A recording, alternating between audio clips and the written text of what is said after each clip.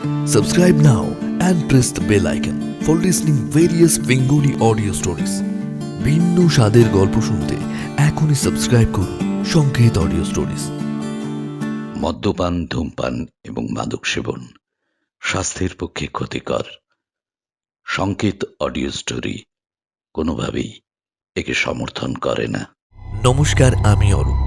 আপনি শুনছেন সংকেত অডিও স্টোরি। সংকেত অডিও স্টোরিতে আজ আপনারা শুনবেন একটি হাড়হিম করা গ্রাম বাংলার ভূতের গল্প, হারান মাঝি সিরিজের 7ম গল্প। সমগ্র পরিচালনায় টিম সংকেত অডিও স্টোরি। আজকে গল্প পাঠে আলাপন এবং হারান মাঝির চরিত্রে আমি অরূপ। শুরু করছি আমাদের আজকের গল্প, হারান মাঝি সিরিজের 7ম গল্প।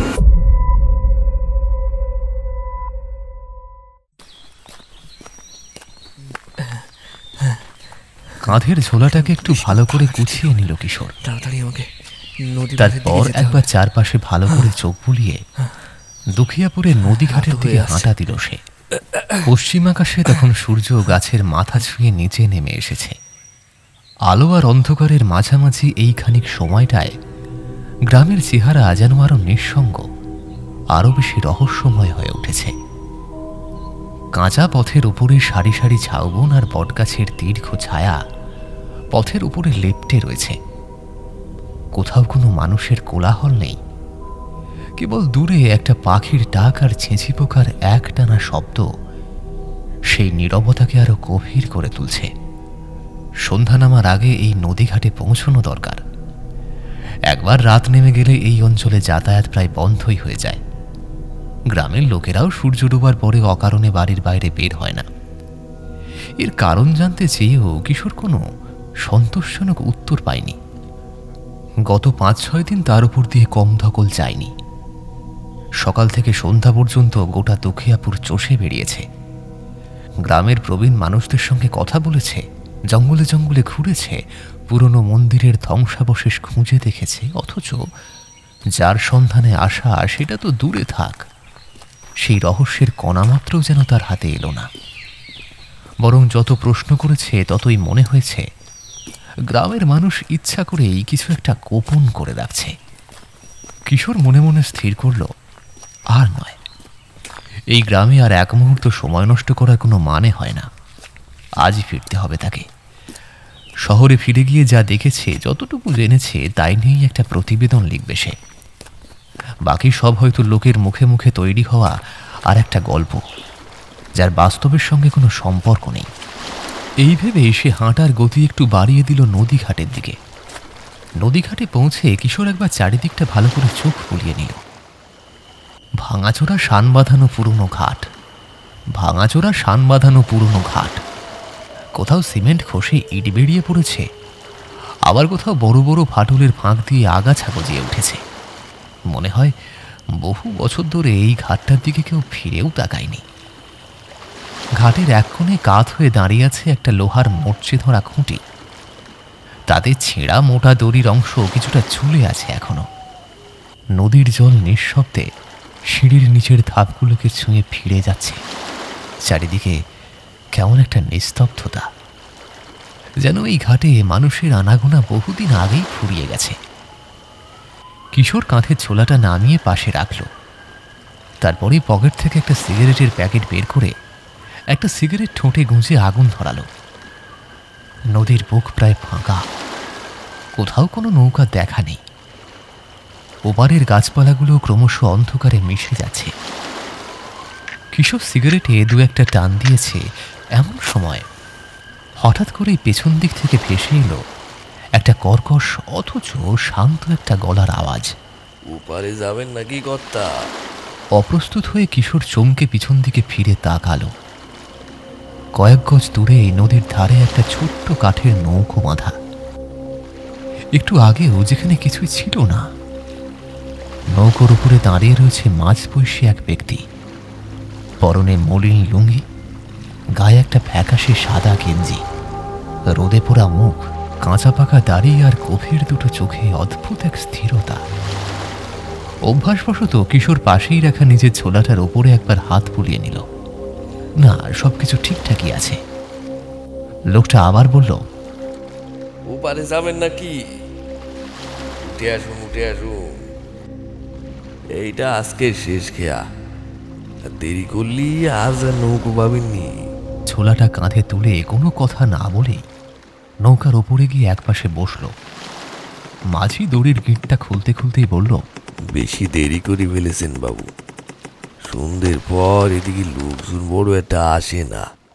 কিশোর মৃদু হেসে উত্তর দিল, কাজের ঝামেলায় সময়ের খেয়ালই ছিল না ভায়া। মাঝি আর কিছু বলল না। নৌকার দড়িটা খুলে বৈঠাটা হাতে নিল। এক ধাক্কায় নৌকাটাকে ঘাট থেকে সরিয়ে দিল। তারপরে ধীরে ধীরে নৌকাটা কালচে নদীর জলে ভেসে চলতে শুরু করলো। আর পিছনে ভাঙাচোরা দুখিয়াপুরের ঘাটটা ক্রমশ সন্ধ্যার অন্ধকারে মিলিয়ে যেতে লাগলো। তা কতদিন ছিলেন বাবু এই দুকিয়াপুর গ্রামে? নদীর বুক চিরে ধীরে ধীরে বৈঠা চালাতে চালাতে জিজ্ঞাসা করল মাঝি। কিশোর নদীর শান্ত জলের দিকে তাকিয়ে মৃদু হেসে বলল, এই 5-7 দিন তো হয়ে গেল। তবে তোমাদের দুখিয়াপুর গ্রামের মানুষজন বড় অদ্ভুত। বাইরের লোকেদের সঙ্গে প্রায় কোনো যোগাযোগই রাখে না। এই সময়েও গ্রামে বিদ্যুৎ নেই। এখনকার যুগে এমন গ্রাম খুব দেখা যায় না। মনে হয় যেন সময় এখানে বহু বছর আগেই থেমে গেছে। গ্রামের লোকজনও কেমন যেন কিছু একটা লুকিয়ে রাখতে চায়। কাউকে কিছু জিজ্ঞেস করলেই চুপ হয়ে যায়, নয়তো অন্য কোনো প্রসঙ্গ তুলে দেয়।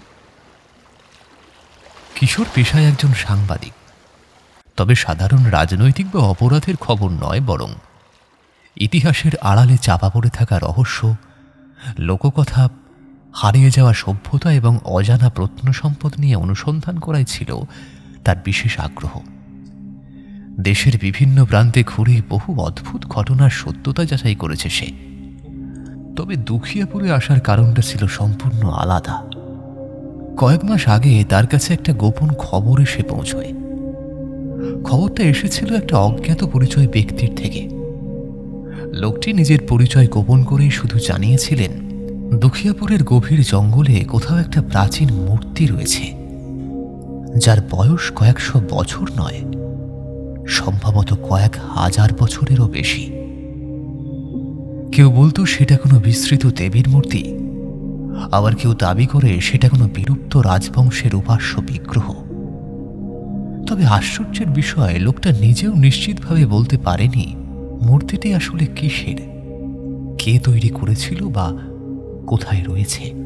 শুধু একটি কথাই বারবার বলেছিল, মূর্তিটি নিয়ে গ্রামের মানুষ আজও আতঙ্কে থাকে। সন্ধ্যার পরে কেউ তার নামও উচ্চারণ করে না। কয়েকটা অস্পষ্ট তথ্য এই কিশোরের কৌতূহল জাগিয়ে তুলেছিল। সাংবাদিক হিসেবে সে জানত, গুজবের আড়ালেই অনেক সময় ইতিহাসের সবচেয়ে বড় সত্য লুকিয়ে থাকে। তাই কোনো সরকারি নথি, প্রত্নতাত্ত্বিক রিপোর্ট বা নির্ভরযোগ্য তথ্য না পেয়েও সে চলে আসে এই দুখিয়াপুরে। কিন্তু গ্রামে পা রাখার পর থেকেই সে বুঝতে পারে এখানকার পরিবেশ খানিক অন্যরকম। গ্রামের প্রতিটা মানুষের চোখে মুখে অকারণ ভয়। বাইরের কাউকে তারা সহজে বিশ্বাস করে না। মূর্তির কথা উঠলেই সবাই মুখ ঘুরিয়ে চলে যায়। কেউ কিছু বলতে চায় না, যেন বহু বছর ধরে বুকের মধ্যে চাপা পড়ে থাকা কোনো অভিশপ্ত গোপন সত্যকে তারা মরিয়া হয়ে লুকিয়ে রাখতে চাইছে। হারান মাঝি কিছুক্ষণ চুপ করে বৈঠা চালাতে চালাতে তারপরে বলল, তা বাবু, কি কারণে আসা হয়েছিল আমাদের এই দুখিয়াপুর গ্রামে? শুনেছিলাম তোমাদের গ্রামে নাকি একটা প্রাচীন মূর্তি আছে, সেই নিয়ে লেখালেখি করতে এসেছিলাম। কয়েকদিন ধরে ঘুরে দেখলাম, গ্রামের অনেকের সঙ্গে কথা বলার চেষ্টাও করলাম। তবে আমার তো মনে হলো ওটা একটা সাধারণ পুরনো পাথরের মূর্তি ছাড়া আর কিছুই নয়। মানুষের মুখে মুখে গল্প ঘুরে ওটাকে নিয়েই রহস্য তৈরি হয়েছে। মাঝির বৈঠা যেন মুহূর্তের মধ্যেই থেমে গেল। সে ধীরে ধীরে কিশোরের দিকে চাইল। তার দৃষ্টিতে একটা অদ্ভুত গাম্ভীর্য। না বাবু, ওটা কোনো সাধারণ মূর্তি নয়। ওই মূর্তির পেছনে আছে বহু পুরনো ভয়ঙ্কর ইতিহাস। না, ইতিহাস বললে ভুল হবে, একটা অভিশপ্ত কাহিনী আছে। লোকে বলে ওই মূর্তি অভিশপ্ত, তার ছায়া যার জীবনে পড়ে সর্বনাশ অনিবার্য। তোমরা গ্রামের মানুষ সত্যি অদ্ভুত। এখন এসব ভূত প্রেত অভিশাপ অলৌকিক শক্তিতে বিশ্বাস করো? যুগ পাল্টেছে দাদা। এই যা, এই কথায় কথায় তো তোমার নামটাই জানা হলো না। কি নাম গো তোমার মাঝি ভাই? আগে বাবু আমার নাম হারান, লোকে আমার হারু বলে ডাকে। হ্যাঁ, যাই হোক, এখন সব কিছুরই ব্যাখ্যা আছে। যে জিনিসের ব্যাখ্যা মানুষ একসময় দিতে পারতো না, তাকেই অলৌকিক বলে ধরে নিত। ব্যাখ্যা সব কিছুর হয় বাবু, কিন্তু সব ব্যাখ্যা মানুষ জানে না। বইয়ে যা লেখা থাকে তার বাইরে অনেক কিছু আছে। এই নদীরে আমি 40 বছর ধরে চিনি। কত মানুষকে এপার ওপার করেছি, কত ঘটনা নিজের চোখে দেখেছি। সব যদি নিজের চোখে না দেখতাম, হ্যাঁ, আমিও হয়তো আপনার মতোই হাসতাম। তাহলে তুমি বলতে চাইছো ওই মূর্তির মধ্যে সত্যিই কোনো অলৌকিক শক্তি আছে? ওই মূর্তি পাহারা দেয় এক প্রেত বাবু। ওসব লোককথা বুঝলে দাদা। সাংবাদিকের কাজই হচ্ছে সব কথা শুনে তার সত্য মিথ্যা যাচাই করা। হারান মাঝি কোনো প্রতিবাদ করল না, শুধু নদীর জলের দিকে তাকিয়ে ধীর স্বরে বলল, লোককথার আড়ালেই তো সত্যটা লুকিয়ে আছে বাবু। যদি শুনতে ইচ্ছে থাকে আপনার একটা গল্প শোনাতে পারি। শোনাও। ওপারে পৌঁছাতে তো এখনো বেশ খানিকটা সময় লাগবে। ততক্ষণ তোমার গল্পটাই শোনা যাক। দেখি দুখিয়াপুরের মানুষ এত ভয় পায় কেন। হারান মাঝি আর কোনো কথা বলল না। নদীর বুকে বৈঠা ছন্দ যেন আরো ধীর হয়ে এলো। পূব আকাশে গোল থালার মতো চাঁদটা মাঝে মাঝে মেঘের আড়াল থেকে উঁকি দিয়ে আবারও ঢুকে যাচ্ছে মেঘের আড়ালে। মাঝি তার গল্প শুরু করলো। অনেককাল আগের কথা বাবু। তখনকার দুখিয়াপুর আর আজকের দুখিয়াপুর এক ছিল না। এখন যেমন চারিদিকে নীরবতা, মানুষের মুখে ভয়, সন্ধে নামলি দরজা জানলা বন্ধ, তখন কিন্তু এমন ছিল না। দুখিয়াপুর ছিল প্রাণী ভরা এক গ্রাম। চারিদিকে যত দূর চোখ যায় শুধু সবুজ ধানের ক্ষেত। বর্ষার শেষেই সেই ধান পেকে সোনালি হয়ে উঠত। গোলা ভর্তি গরু মহিষ, উঠোনে হাঁস মুরগির দল, পুকুরে মাছ, বাগানে আমজাম কাঁঠাল, কত কিছুই ছিল। কোনো কিছুর অভাব ছিল না। নদী ছিল গ্রামের প্রাণ। ভোর হতেই একের পর এক বড় বড় বজরা নৌকা ধান, চাল, পাট, গুড় বোঝাই করে দূর দূরান্তের হাটের দিকে রওনা দিত। নদী পথে চলত কেনা বেচা। আর আমরা যারা মাঝি মাল্লারা মাছ ধরে আর মানুষ পারাপার করেই সংসার চালাতাম। সারাদিনের কাজকর্ম শেষে গ্রামের প্রায় সব পুরুষ মানুষ জড়ো হতো বিশুদার চায়ের দোকানে। সে ছিল আমাদের গ্রামের আড্ডা। মাটির ভাঁড়ে ধোয়া ওঠা চা, সঙ্গে গরম মুড়ি কিংবা তেলে ভাজা, আর তারই ফাঁকে চলত গল্প, তর্ক, হাসি ঠাট্টা। সেই হাসি আড্ডার প্রাণ ছিল আমাদের গ্রামের গগন খুঁড়ো। বয়স তার কত ছিল কেউ জানতো না। মাথা ভর্তি ধবধবে সাদা চুল, বুক ছাপিয়ে নেমে আসা দাড়ি, কপালে চন্দনের তিলক। সারাক্ষণ বগুলে একখানা পুরনো পঞ্জিকা আর কয়েকখানা জীর্ণ সংস্কৃতির পুঁথি নিয়ে ঘুরে বেড়াতেন। গ্রামে কারুর বিয়ে হবে, গৃহপ্রবেশ হবে, নতুন জমিতে চাষ শুরু হবে, এই গগন খুঁড়োর পরামর্শ ছাড়া কিছুই হতো না। অনেকে তারে জ্যোতিষী বলতো, কেউ আবার বলতো তিনি নাকি গ্রহ নক্ষত্রের ভাষা পড়তে পারেন। তো সেবার হলো কি কথা, ভাদ্র মাসের মাঝামাঝি এক বিকেলে আমরা সবাই যথারীতি বিশুদার দোকানে বসে আড্ডা দিচ্ছিলাম। হঠাৎ গগন খুঁড়ো এই তাড়াহিড়ো করে এসে বেঞ্চের উপরে বসে পড়লেন। মুখটা যেন কেমন ফ্যাকাশে, চোখ মুখে অদ্ভুত একটা ভাব। তিনি কাপা হাতে পঞ্জিকাটা খুলে কয়েক মুহূর্ত চুপ করে রইলেন। তারপর গম্ভীর গলায় বললেন, তোরা কেউ এ কদিন খুব দরকার না হলে বাড়ির বাইরে বেরোবি না। পঞ্জিকা আর নক্ষত্রের হিসেব মিলিয়ে যা দেখলাম, তাতে করে এবছরের যোগ মোটেই ভালো নয়। ভয়ানক এক অশুভ সময় আসছে। দোকানির আড্ডাটা এই মুহূর্তের মধ্যে যেন থমকে গেল। গগন খুড়ো আকাশের দিকে তাকিয়ে আবার বললেন, গ্রহের গতি শুভ নয়। রাহু আর কেতুর দৃষ্টি পড়েছে অগ্নিতত্ত্বের উপর। পুরাণে এমন যোগের উল্লেখ আছে, যখন দেবতারা মানুষের পাপ ভার সইতে পারেন না, তখন আকাশ আগুন ছুড়ে পৃথিবীকে সতর্ক করে। আমার গণনা যদি ভুল না হয়, তবে খুব শিগগিরই আকাশ থেকে এক মহা অগ্নিখণ্ড, এক বিরাট উল্কা এই এই এই অঞ্চলের কোথাও পতিত হবে। আর সেই পতনের সঙ্গে জড়িয়ে থাকবে এমন এক অমঙ্গল, যার প্রভাব বহু বছর ধরে মানুষকে বইতে হবে। কথা শেষ হতেই দোকানের ভেতর এক অদ্ভুত নিস্তব্ধতা নেমে এলো। কেউ কেউ পুরোপুরি বিশ্বাসও করতে পারল না। সবাই শুধু গগন খুড়োর মুখের দিকে তাকিয়ে রইল, যেন তার গভীর চোখের আড়ালে এমন কিছু ছিল যা অবিশ্বাস করা সহজ নয়। গগন খুড়োর কথা দুকিয়া পরে কেউ হেসে উড়িয়ে দিতে পারত না, কারণ আজ পর্যন্ত তার মুখ থেকে বেরোনো কোনো ভবিষ্যৎবাণী মিথ্যে প্রমাণিত হয়নি।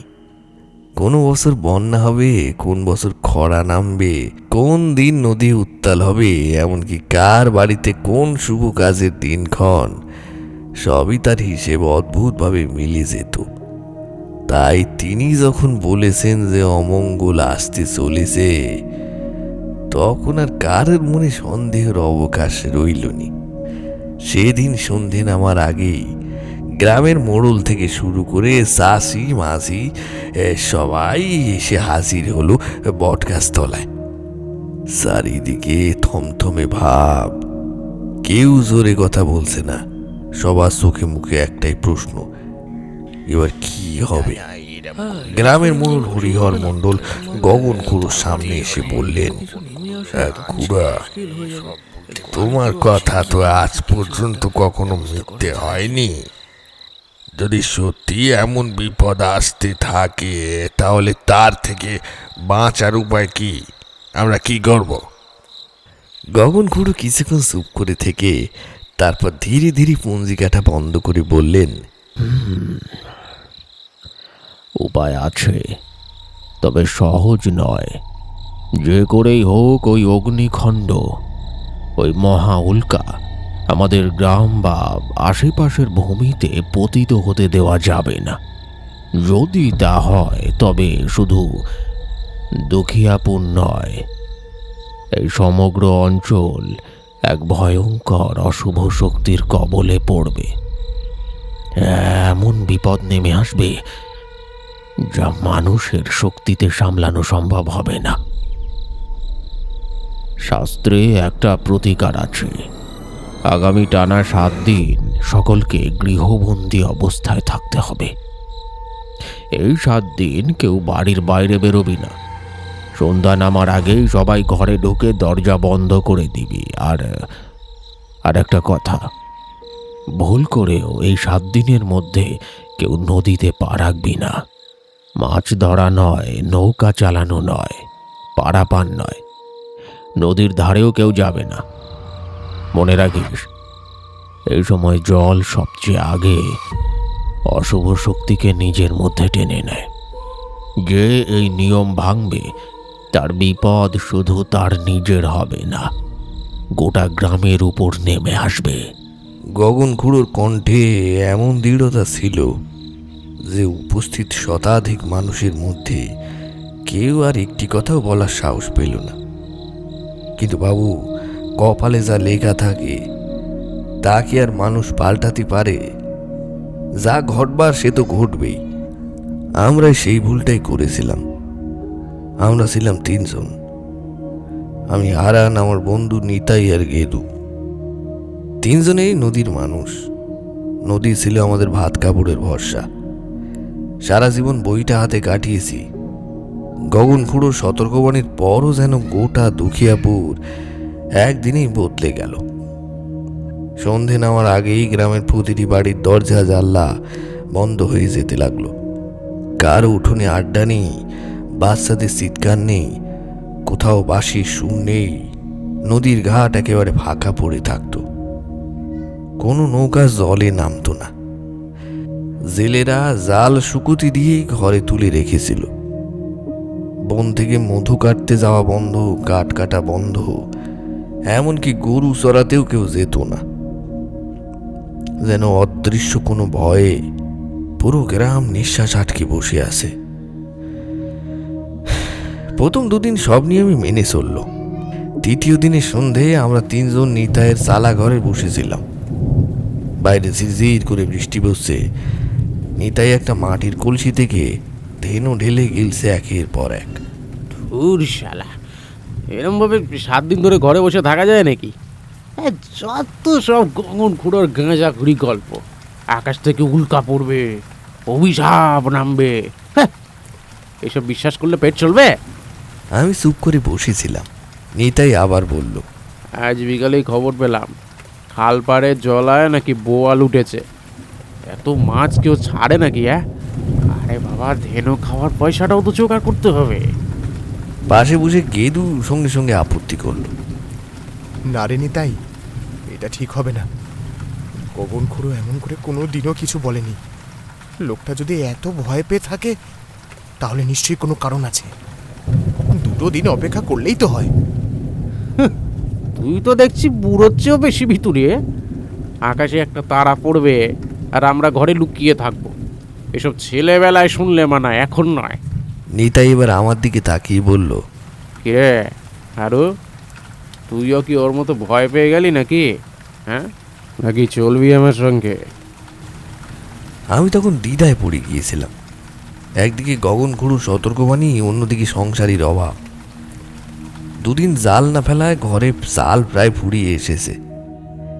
অনেকক্ষণ তর্ক বিতর্কের পর শেষ পর্যন্ত আমরা সিদ্ধান্ত নিয়ে ফেললাম, ঠিক আছে যাব, তবে এখন নয়, গভীর রাতে, যখন পুরো গ্রাম ঘুমিয়ে পড়বে, কেউ জানতে পারবে না, একটু মাছ ধরেই তখন ফিরে আসব। তার আগে ভোর হয়ে যাবে। গেদু অনেক আপত্তি করেও শেষ পর্যন্ত আর কিছু বলতে পারল না। সেদিন রাতের সেই সিদ্ধান্তটাই যে আমাদের জীবনের কত বড় ভুল হয়ে দাঁড়াবে তা আমরা তিনজনই কেউ কল্পনা করতে পারিনি বাবু। সেদিন গভীর রাতেই আমরা তিনজন চুপি চুপি বাড়ি থেকে বেরিয়ে পড়লাম। চারিদিকে তখন গুটগুটি অন্ধকার, আকাশে চাঁদ নেই, তারারাও যেন মেঘের আড়ালে মুখ লুকিয়েছে। গ্রামের একটা বাড়িতেও আলো নেই। দূরে কোথাও কুকুরের ক্ষীণ ডাক নিস্তব্ধতার গভীর হয়ে উঠেছিল। পা টিপি টিপি আমরা নদীর ঘাটে এসে পৌঁছালাম। নিতাই আগে থেকেই নৌকোটা আলগা করে রেখেছিল। দড়ির গিট খুলতে খুলতে নিতাই ফিস ফিস করে বলল, আস্তে আস্তে, কেউ যেন টের না পায়। আমার না কেমন যেন ভালো ঠেকছে না। ভয় পেলে বাড়ি ফিরে যা। এত দূরে যখন এসেছি তাড়াতাড়ি কাজ সেরে বাড়ি ফিরতে হবে, অকারণে দেরি করিস না। এক ঠেলায় নৌকোটা ঘাট ছেড়ে জলে ভেসে পড়ল। সেই রাতের নদীর কথা আজও ভুলতে পারিনি বাবু। নদী যেন অস্বাভাবিক শান্ত, একটু ঢেউ নেই, বাতাস নেই। বইটা জলে পড়লেও যে সৎ শব্দটা হয় সেদিন যেন তাও কানে আসতেছিল না। মনে হচ্ছিল পুরো নদীটা যেন নিঃশ্বাস আটকে আমাদের দিকে তাকিয়ে আছে। কিছুক্ষণ পর নিতাই বলল, দূরে যাওয়ার দরকার নেই, কাছের খাড়িটাতেই জাল ফেলবো, এখানেই আজ মাছ জমেছে। আমরা আর কোনো কথা না বাড়িয়ে নৌকাটারে খাড়ির মুখে নিয়ে গিয়ে জাল পেতে দিলাম। তারপর নৌকাটাকে একটু আড়ালে ভাসিয়ে রেখে অপেক্ষা করতে লাগলাম। 1 ঘন্টা 2 ঘন্টা সময় যেন আর কাটতে চায় না। মদের নেশায় তখন আমাদের 3 জনের চোখ ঢুলু ঢুলু। নিতাই মাঝে মধ্যে হাই তুলছিল। গেদু আতশোয়া হয়ে নৌকার গলুয়ে মাথা টেকিয়ে বসেছিল। আমি কখন যে ঝিমিয়ে পড়েছিলাম টের পাইনি বাবু। হঠাৎ একটা অদ্ভুত আলো চোখে এসে লাগতেই আমার ঘুম ভেঙে গেল। মাথা তুলি তাকাতেই বুকের ভেতরটা কেমন যেন হিম হয়ে এলো। দেখি নদীর বুকে কালো জল মুহূর্তের মধ্যে রক্তের মতো লাল হয়ে ঝলমল করছে। গেদু কাঁপা কাঁপা গলায় বলল, ও ও ও ওটা কি? নিতাইও ততক্ষণে উঠে বসেছে। আমরা 3 জনই একসঙ্গে আকাশের দিকে তাকালাম। তারপর যে দৃশ্যটা দেখেছিলাম তা ভাষায় প্রকাশ করা কঠিন বাবু। আকাশ ছিঁড়ে একটা বিশাল অগ্নিগোলক ভয়ঙ্কর বেগে এই দিকে ধেয়ে আসছে। তার চারপাশে আগুনের লেলিহান শিখা যেন রাতের আকাশটাকে জ্বালিয়ে দিচ্ছে। কয়েক মুহূর্তের মধ্যেই সেই অগ্নিখণ্ড বজ্রপাতের মতো গর্জন তুলে আমাদের গ্রামের পাশের গভীর জঙ্গলের মধ্যে সজোরে আশ্রে পড়ল। মুহূর্তের জন্য পুরো দুখিয়াপুর আলোয় ভরে উঠল। তারপর একটা বিকট শব্দে চারিদিকে কেঁপে উঠল, যেন পৃথিবী ফেটে যাচ্ছে। আমরা 3 জনই কয়েক মুহূর্ত স্তব্ধ হয়ে রইলাম। কারো মুখে কোনো কথা নেই, শুধু দূরের জঙ্গলের দিক থেকে ধোঁয়া আর আগুনের লাল আভা আকাশে ছড়িয়ে পড়েছে। সবার আগে আমারই হুঁশ ফিরল। আমি দাঁড়িয়ে উঠে চিৎকার করে বললাম, আমরা বড় অন্যায় করে ফেলেছি রে, বড় অন্যায় করে ফেলেছি। এবার সে কি অনর্থ হবে কে জানে। নিতাইও ততক্ষণ হতভম্ব হয়ে আগুনের দিকে তাকিয়ে। আমি আর সময় নষ্ট না করে চেঁচিয়ে উঠলাম, নৌকা ঘোড়া, নৌকা ঘোড়া, তাড়াতাড়ি নৌকা ঘোড়া। কয়েক মুহূর্তের মধ্যেই আমরা ঘাটে পৌঁছে গেলাম। নৌকা বেঁধে এক দৌড়ে গ্রামের দিকে ছুটলাম। কিন্তু আসল ঘটনাটা শুরু হলো তারপর থেকে।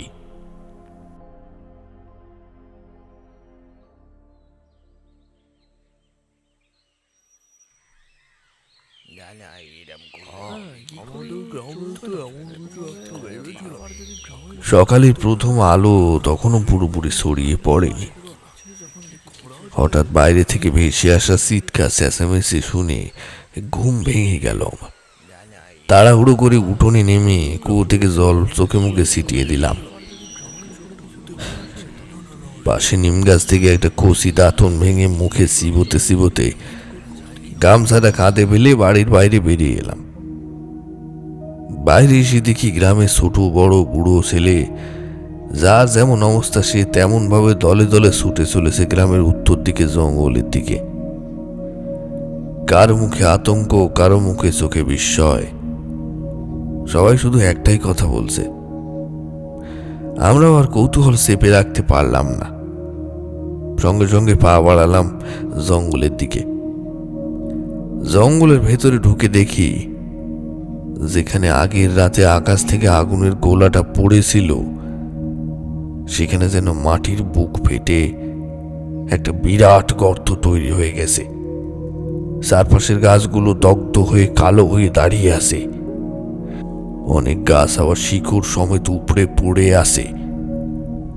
বাতাসে এখনো পোড়া কাঠ আর ভেজা মাটির গন্ধ। সে বিশাল গর্তের একপাশে ছিল একটা পুরনো ডোবা। ডোবার ঠিক ধারেই দাঁড়িয়ে রয়েছে একটা অদ্ভুত কালো মূর্তি।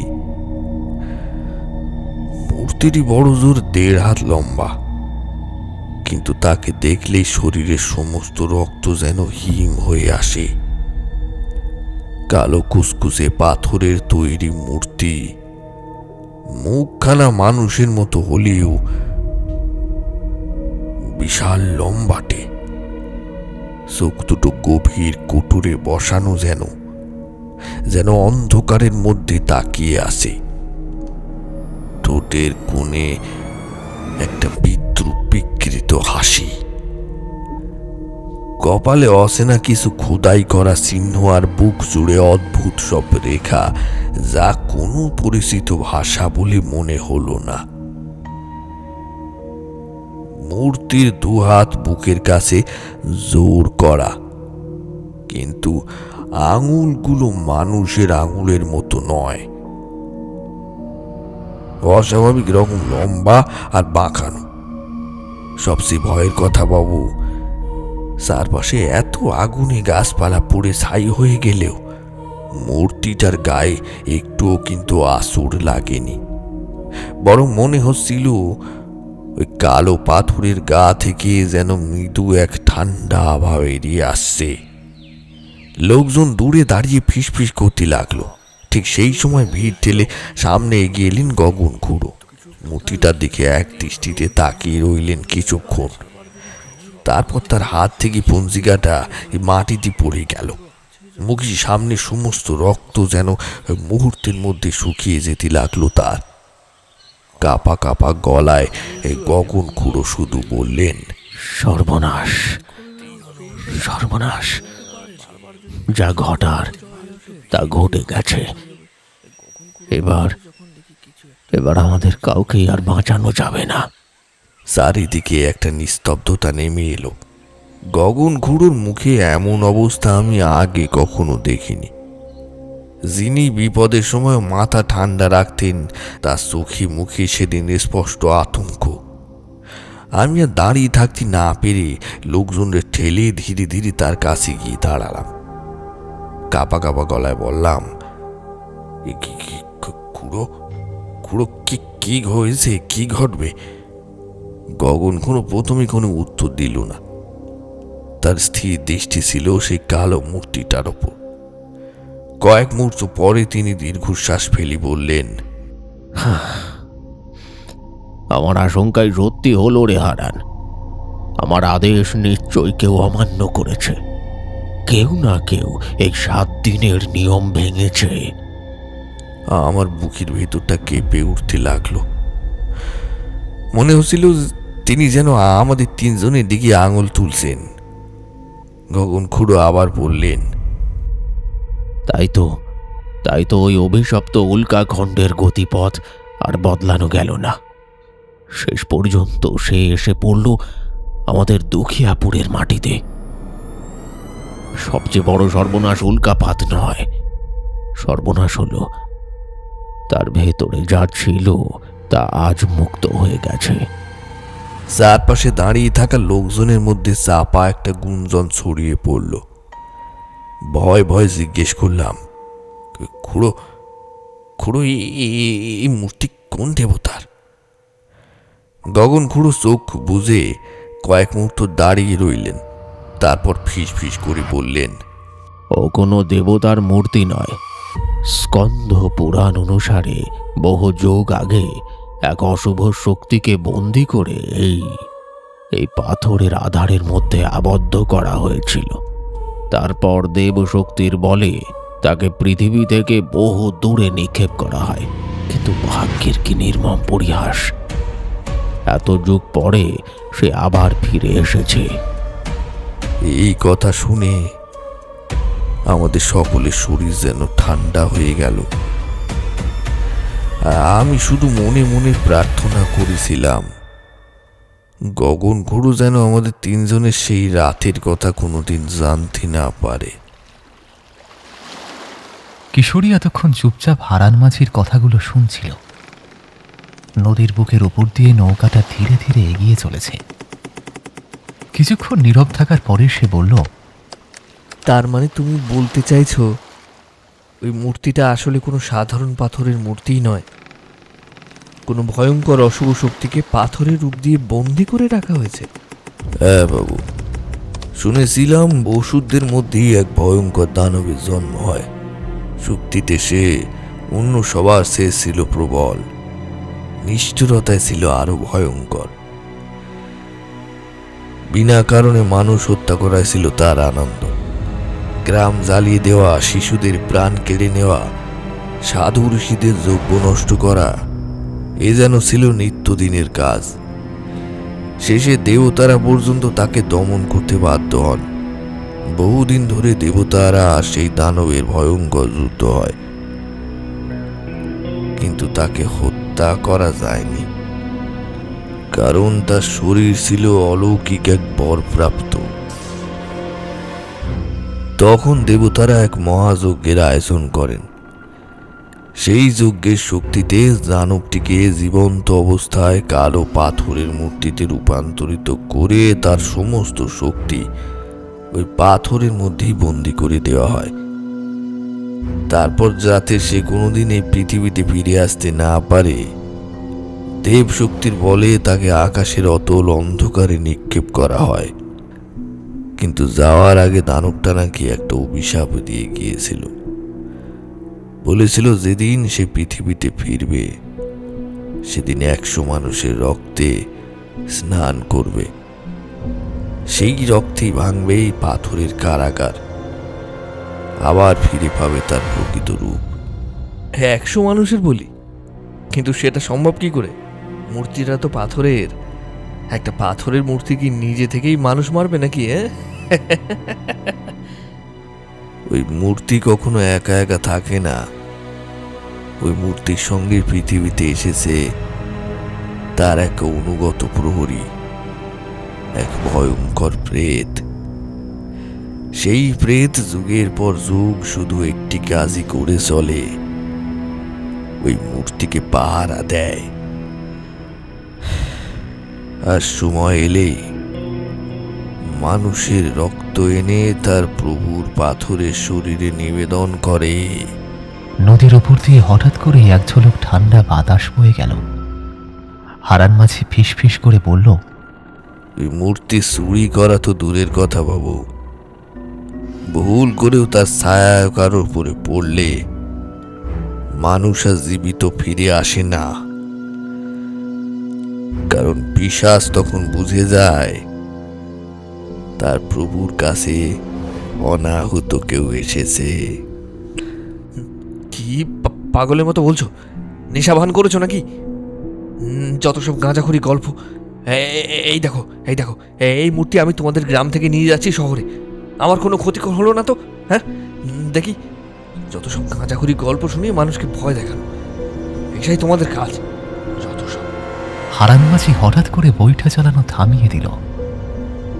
নদীর বুকের ওপরে নৌকাটা নিঃশব্দে ভেসে রইল। তারপরে ধীরে ধীরে মুখ তুলে তাকালো কিশোরের দিকে। ঠোঁটের কোণে ফুটে উঠল এক অদ্ভুত শীতল হাসি। আপনি একটা বড় ভুল করে ফেলেছেন বাবু। আপনি ভেবেছিলেন কেউ টের পায়নি। জঙ্গলের সেই মূর্তিটা নিজের হাতে তুলে ঝোলার মধ্যে ভরে নিয়ে এসেছেন। আপনি বুঝতেই পারেননি সেই মুহূর্ত থেকেই ওই প্রেত আপনারই বেছে নিয়েছে।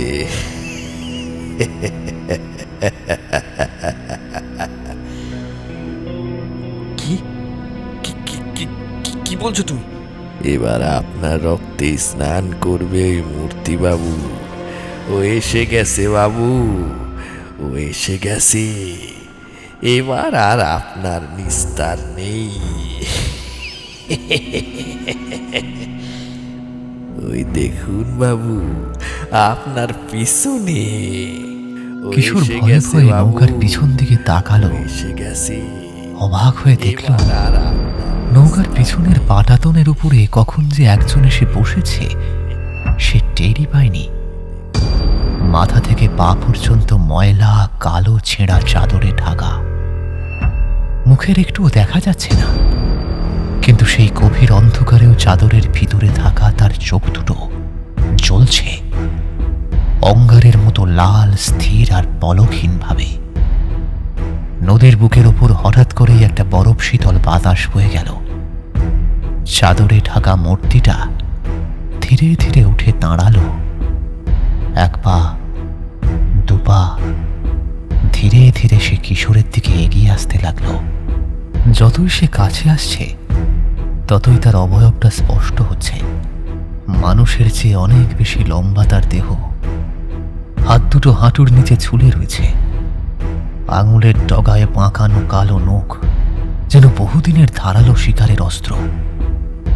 চাদরের ফাঁক দিয়ে দেখা যাচ্ছে শুকিয়ে যাওয়া কালচে ধূসর চান্দা। পাঁজরের হাড়গুলো স্পষ্ট ফুটে আছে। তার চারপাশে ছড়িয়ে রয়েছে একটা অদ্ভুত পচা গন্ধ।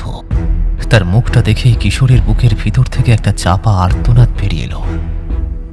এটা মানুষের মুখ নয়। চোখের জায়গাটায় জ্বলন্ত অঙ্গারের মতো দুটো লাল গোলক। নাকটা প্রায় নেই বললেই চলে। আর মুখ জুড়ে সারি সারি অস্বাভাবিক লম্বা লম্বা ধারালো দাঁত। ঠোঁটের কোণটা ছিঁড়ে কান পর্যন্ত চলে গিয়েছে, যেন চিরস্থায়ী এক বীভৎস হাসি তার মুখে লেগে আছে। প্রেতটা এবারে কিশোরের দিকে স্থির দৃষ্টিতে তাকালো। তারপরে ধীরে ধীরে মুখটা খুলল। ভিতর থেকে বেরিয়ে এলো একটা দীর্ঘ কালো শর্মিল জিহ্বা। কিশোর পিছিয়ে যেতে চাইল, কিন্তু তার শরীরটা যেন জমে গেছে ততক্ষণে।